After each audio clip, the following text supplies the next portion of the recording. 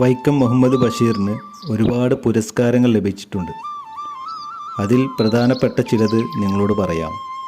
1970 കേന്ദ്ര സാഹിത്യ academy fellowship, 1981 Kerala സാഹിത്യ അക്കാദമി ഫെലോഷിപ്പ്, 1982 പത്മശ്രീ പുരസ്കാരം എന്നിവ അവയിൽ ചിലതാണ്.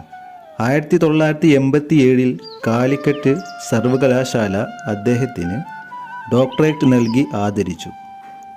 1993 വള്ളത്തോൾ പുരസ്കാരവും ലഭിച്ചു.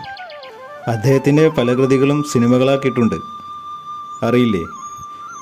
അറിയാത്തവർക്ക് ഒന്ന് പറഞ്ഞുതരാം. അതിൽ ഏറ്റവും പ്രധാനപ്പെട്ട സിനിമ മതിലുകൾ ആണ്.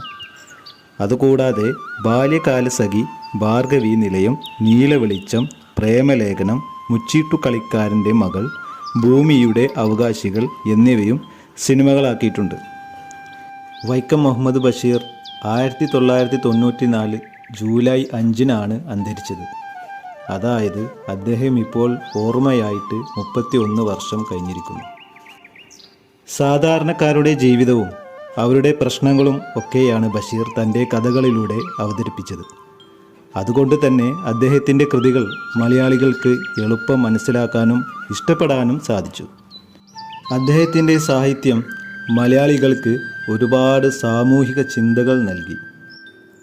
ബേപ്പൂർ സുൽത്താൻ എന്നറിയപ്പെടുന്നത് ആരെയാണെന്ന് അറിയാമോ? വൈക്കം മുഹമ്മദ് ബഷീർ അദ്ദേഹത്തിൻ്റെ ജന്മസ്ഥലമായ കോഴിക്കോട്ടെ ബേപ്പൂരിനോടുള്ള സ്നേഹവും അവിടുത്തെ ജീവിതത്തെക്കുറിച്ചെഴുതിയ കഥകളുമാണ് അദ്ദേഹത്തിന് ഈ പേര് നേടിക്കൊടുത്തത്. ഇന്ന് അദ്ദേഹത്തിൻ്റെ ഓർമ്മ ദിനമാണല്ലോ. അദ്ദേഹത്തിൻ്റെ ചിത്രം ഇതുവരെയായിട്ട് ഞാൻ വരച്ചിട്ടൊന്നുമില്ല. ഇന്ന് ഒരു ബ്ലൂ പേന കൊണ്ട് ഔട്ട്ലൈനായിട്ട് ഒരു സ്കെച്ച് ചെയ്യും.